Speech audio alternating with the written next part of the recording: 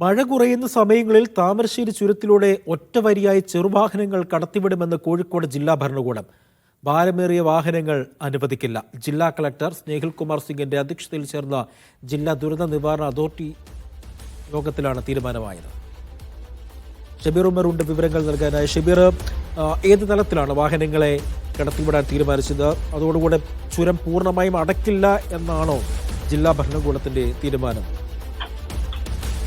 തീർച്ചയായും ഇന്ന് വൈകുന്നേരം വരെ പെട്ടെന്ന് ഗതാഗതം പുനഃസ്ഥാപിക്കാൻ കഴിയില്ല എന്നായിരുന്നു വിലയിരുത്തൽ. എന്നാൽ പിന്നീട് ചുരത്തിലെ കല്ലും മണ്ണും പൂർണ്ണമായി നീക്കം ചെയ്യാൻ കഴിഞ്ഞു. അതായത് നമുക്കറിയാം, ഈ 9ാം വളവിലായിരുന്നു ഈ മണ്ണിടിച്ചിലുണ്ടായത്. ആ ഭാഗത്തെ കല്ലും മണ്ണും പൂർണ്ണമായി നീക്കം ചെയ്തു. ഒപ്പം തന്നെയാണ് ഒരു ലൈനായി, ഒരു വരിയായി വാഹനങ്ങൾ കടത്തിവിടാൻ കഴിയും എന്ന ഒരു വിലയിരുത്തൽ കൂടി ജില്ലാ ദുരന്ത നിവാരണ അതോറിറ്റി യോഗത്തിലുണ്ടായി. ഇതിനെ തുടർന്നാണ് ഒരു വരിയായി വാഹനങ്ങൾ കടത്തിവിടാൻ, അത് ചെറുവാഹനങ്ങൾ മാത്രമായിരിക്കും കടത്തിവിടുക. അതോടൊപ്പം തന്നെ ശ്രദ്ധിക്കേണ്ട കാര്യം, വലിയ വാഹനങ്ങൾക്ക് ഇപ്പോഴും നിരോധനമുണ്ട് എന്നതോടൊപ്പം തന്നെ മഴ മാറിയ സമയത്ത് മാത്രമായിരിക്കും ഈ ചെറിയ വാഹനങ്ങൾ കടത്തിവിടുക എന്നുള്ളതും പ്രധാനമാണ്. അതുകൊണ്ട് തന്നെ അത്യാവശ്യ യാത്രക്കാർ മാത്രം ഇതുവഴി യാത്ര ചെയ്യണമെന്ന് കൂടി ജില്ലാ കളക്ടർ സ്നേഹിൽകുമാർ സിംഗ് അഭ്യർത്ഥിക്കുന്നുണ്ട്. കാരണം ഒറ്റ വരിയായിട്ടായിരിക്കും വാഹനങ്ങൾ കടത്തിവിടുക.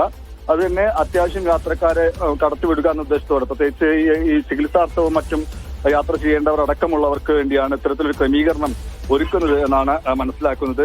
അതിന്റെ അടിസ്ഥാനത്തിൽ കൂടിയാണ് വളരെ വേഗത്തിൽ തന്നെ മഴ മാറി നിൽക്കുകയാണെങ്കിൽ ചെറുവാഹനങ്ങൾക്ക് ഇളവ് നൽകുന്നത്. മഴ പെയ്യുകയാണെങ്കിൽ പൂർണ്ണമായും ഗതാഗത നിരോധനം തുടരുമെന്ന് കൂടിയാണ് ജില്ലാ കളക്ടർ അറിയിക്കുന്നത്.